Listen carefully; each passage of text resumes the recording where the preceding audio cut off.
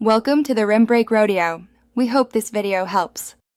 You start by equipping the AK-47 and confirming basic loadout: armor, a smoke, and 2 flashes. Calibrate mouse sensitivity, try 0, 5 to 1, 2, and align your crosshair with the headline so your first shots land where you expect.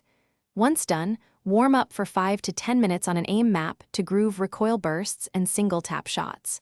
Spend the first rounds practicing tap-to-burst transitions. This establishes consistent grouping and reduces spray recovery time in live rounds. You now engage targets using short, controlled bursts of 2 to 5 shots at mid-range. Pull the mouse gently down and correct small left-right drift to counter AK recoil.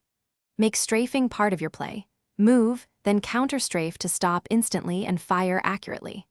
Once you master that, integrate crouch only as a surprise while pre-aiming corners because it worsens mobility. Also, use a smoke to split fights and flashes to blind defenders, so you force predictable engagements and win clutch duels. You finish fights by shifting to tight tap burst control. Aim upper chest, then flick to the head on the second shot for higher success.